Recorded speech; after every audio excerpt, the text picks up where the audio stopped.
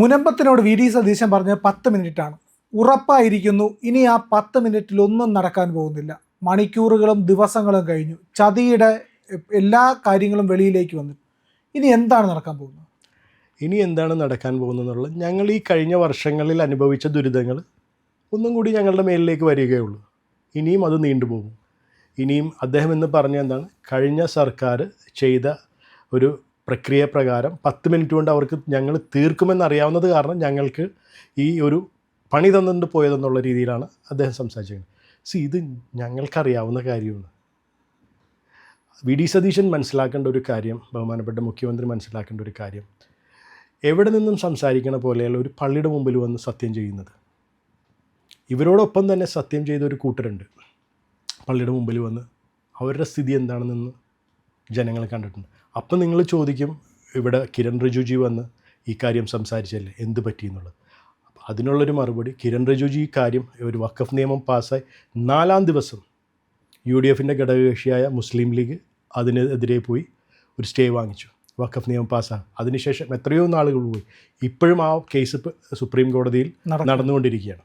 അപ്പോൾ ഇനി ഞങ്ങൾക്കറിയാം, ഇപ്പം ഞങ്ങൾ ലീഗലി പരമാവധി എല്ലാ ലീഗൽ അഡ്വൈസേഴ്സായിട്ടും സംസാരിച്ചപ്പോൾ വഖഫ് പോർട്ടലിലേക്ക് കേട്ടിരിക്കുന്ന ഈ ഞങ്ങളുടെ വസ്തു ആഡ് ചെയ്തിരിക്കുന്നത് കള്ളത്തരത്തിലൂടെ മാത്രമാണ്, ഫോർജറിയാണത്. അപ്പോൾ അതിനെതിരെ നമ്മൾക്കൊരു അന്വേഷണം വരണം.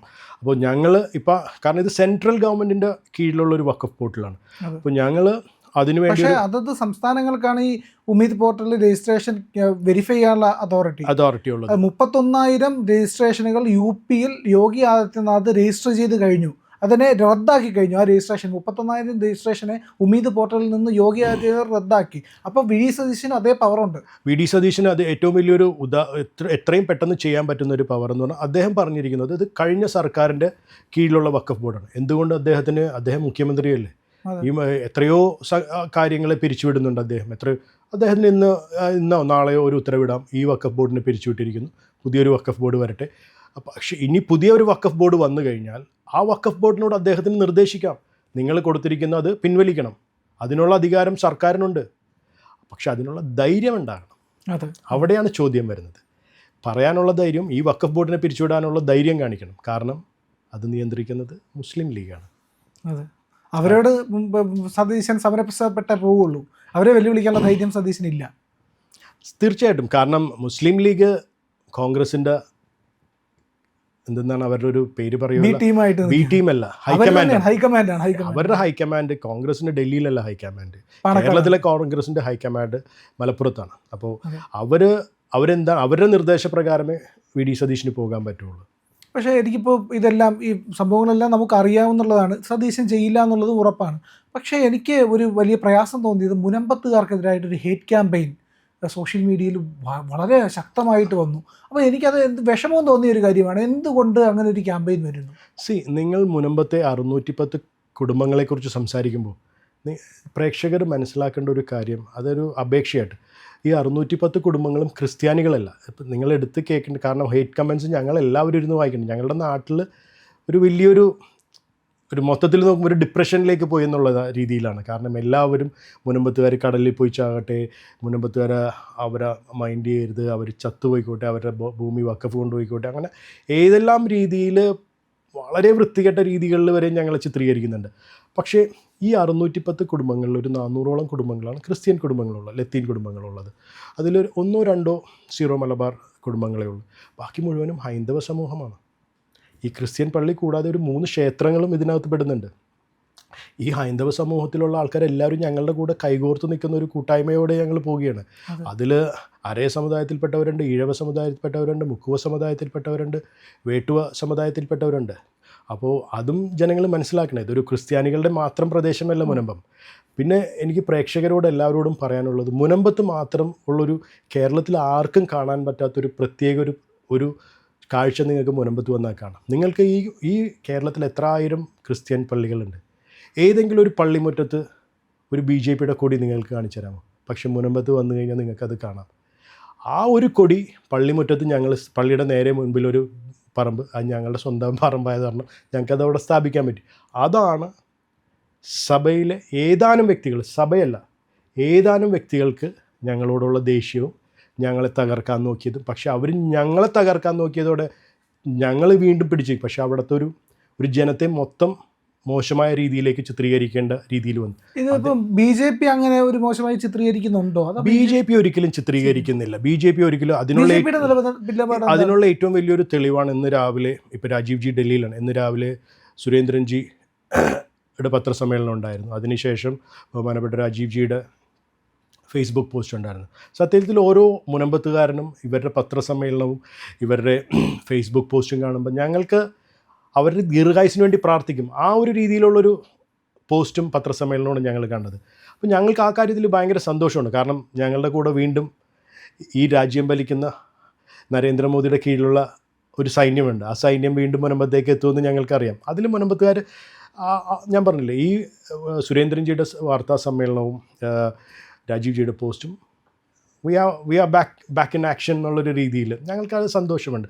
പക്ഷേ ഞങ്ങൾ ഇവിടെ എടുത്തു പറയേണ്ട കുറച്ച് കാര്യങ്ങളുണ്ട്. ഇനി മുനമ്പത്തിൻ്റെ സമരത്തിൻ്റെ മുറകൾ വേറൊരു രീതി. ഇപ്പം ഞങ്ങൾ ബുധനാഴ്ച ഒരു പന്തംകുളത്തി പ്രകടനം നടത്തുന്നുണ്ട്. ഇനി ഞങ്ങളുടെ കടപ്പുറത്തേക്ക് ഞങ്ങൾ ആവശ്യമില്ലാത്ത ആൾക്കാരെ ഒന്നും പ്രവേശിപ്പിക്കില്ല. അത് ചിലപ്പോൾ ഒരു കയ്യാങ്കളിയിൽ എത്തിയാലും ഞങ്ങൾക്ക് പ്രശ്നമില്ല. ചിലപ്പോൾ ഞങ്ങൾ ജയിലിൽ പോകേണ്ടവരായിരിക്കും. കാരണം പള്ളിനോട് നിൽക്കുന്നത് UDFൻ്റെ സർക്കാർ. അതിൽ ഞങ്ങൾ we are all prepared for that. ഞങ്ങൾ ആ ഒരു ലെവൽ, എസ്പെഷ്യലി KLCA, KRLCC, ആക്സ് എന്നീ സംഘടനകളേക്കൊന്നും നിങ്ങളൊന്ന് ആലോചിച്ച് നോക്കിയോ. മുനമ്പത്തിന് വേണ്ടി VD സതീശനെ പോയി കണ്ടിരിക്കുന്നത് ആക്സ് എന്ന സംഘടന. എനിക്ക് മനസ്സിലാകുന്നില്ല ആരാണ് അവരുടെ ഒരു ഉടുപ്പ് മാത്രമുള്ളൊരു മെത്രാൻ. അപ്പോൾ ഞങ്ങൾ ഈ മെത്രാനെ കുറിച്ച് അന്വേഷിച്ചപ്പോൾ അദ്ദേഹത്തിൻ്റെ വീട്ടിലെ മാത്രം മെത്രാനാണ്. അപ്പോൾ ഞങ്ങളുടെ വികാരി അച്ഛൻ ഇന്നലെ പള്ളിയിൽ രാവിലെ പള്ളിയിൽ വിളിച്ച് പറഞ്ഞൊരു കാര്യം, അതൊക്കെയാണ് ഞങ്ങൾക്ക് ഏറ്റവും സങ്കടമാണ്. അതിനെ വിശ്വസിച്ചിരിക്കുന്ന ഒരു കൂട്ടം ആൾക്കാരുണ്ട്.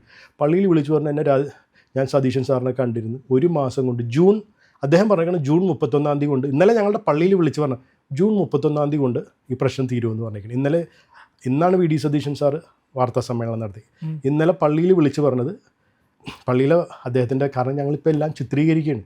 ഒരു പള്ളിയിലിരുന്ന് ചിത്രീകരിക്കാൻ പാടില്ല. പക്ഷേ ഞങ്ങൾ ഇങ്ങനെ പറഞ്ഞു കഴിഞ്ഞാൽ പുള്ളി പിറ്റേ ദിവസം പറയാൻ ഞാൻ പറഞ്ഞിട്ടില്ലെന്ന് പറയും. അതാണ് ചിത്രീകരിക്കണത്. വീഡിയോ എടുക്കാതെ നിവൃത്തിയില്ല. ഞങ്ങൾക്ക് അങ്ങനെ പറ്റൂ.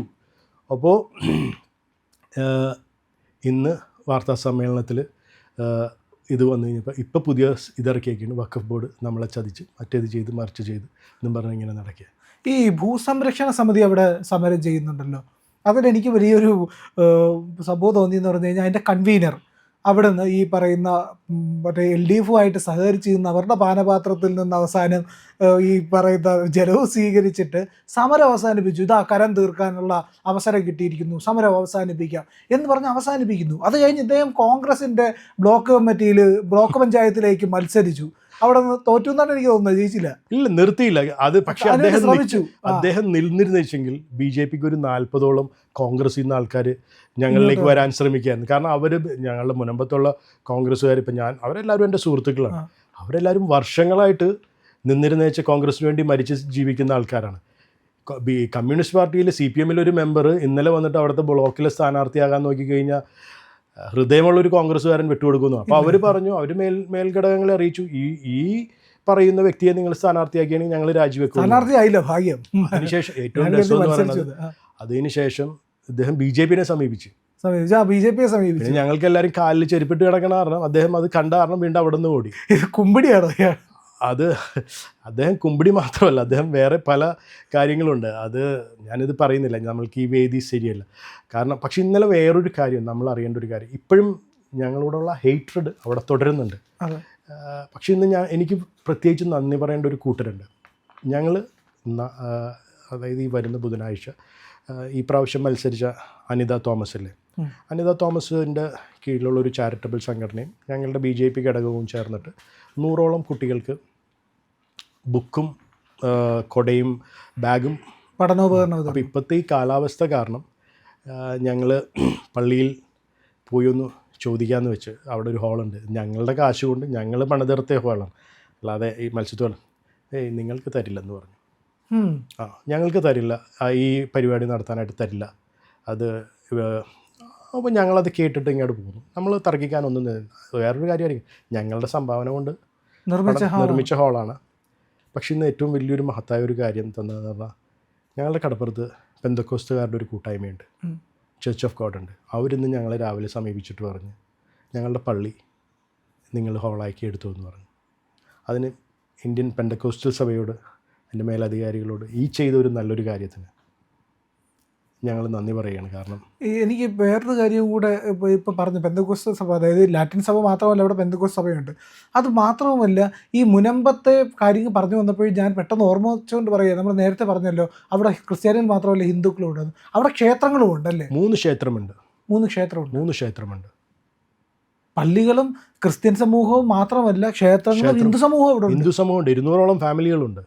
അവരും ഈ വഖഫിൻ്റെ അതിലെത്ര പേര് മരിച്ചുപോയെന്നറിയാമോ? മരുന്ന് മേടിക്കാൻ കഴിവില്ലാതെ എത്ര പേര്.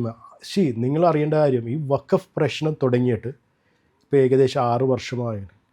4 വർഷം കഴിയുമ്പോഴാണ് സഭ ഇടപെടുന്നത്.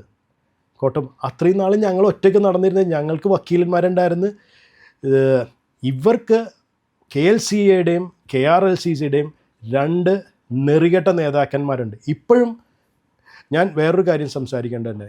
ഈ ഉമീദ് പോർട്ടലിൽ ഈ രേഖകൾ ചേർത്ത ദിവസം ശരിക്കും ഒരാളൊരു സ്ക്രീൻഷോട്ട് അയച്ചു. നമ്മൾ രാവിലെ 7 മണിക്കാണ് നമ്മൾ അറിയുന്നത് ഇത് ചേർത്തെന്നുള്ളത്.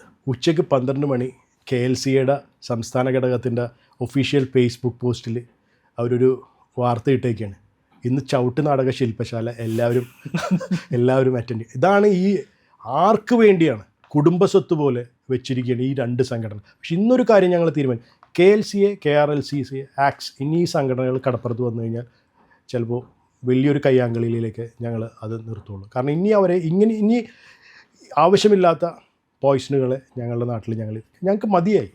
കാരണം ഇത് ജീവിതത്തിൻ്റെ പ്രശ്നമാണ്. ഇതൊരു ഓരോരുത്തരുടെ വീടുകളുടെ പ്രശ്നമാണ്. അപ്പോൾ ഇത് ഞങ്ങൾക്ക് ആ രീതിയിൽ കൊണ്ടുപോയേ പറ്റൂ. ഇനി ഞങ്ങൾക്ക് അവരുടെ പേഴ്സണൽ നേട്ടത്തിന് വേണ്ടി ഞങ്ങളെ ബലിയാടാക്കാൻ ഞങ്ങൾ സമ്മതിക്കില്ല. അതിന് കഴിഞ്ഞ പ്രാവശ്യം അദ്ദേഹം വന്നത് പേടിച്ചിട്ട് മെത്രാൻ്റെ കാറിൽ കയറിയാണ് വന്നത്. അപ്പോൾ ബഹുമാനപ്പെട്ട മെത്രാന്മാരോടും പറയാനുള്ളത്, ഇനി ആരുടെ കാറിൽ കയറി വന്നാലും ഞങ്ങൾക്കെതിരെ ശത്രുവായിട്ട് തന്നെ ഞങ്ങളുടെ വീട് നേടിയെടുക്കാൻ ഏതവനായാലും ഏത് രീതിയിലും ഞങ്ങൾ പെരുമാറും. ഞങ്ങൾക്ക് ഇനി മതിയായി. ഞങ്ങൾക്ക് അനുഭവിക്കാനുള്ളത് അനുഭവിച്ചു കഴിഞ്ഞു. എനിക്ക് ഇതിൽ കൂടുതൽ പറയാനില്ല.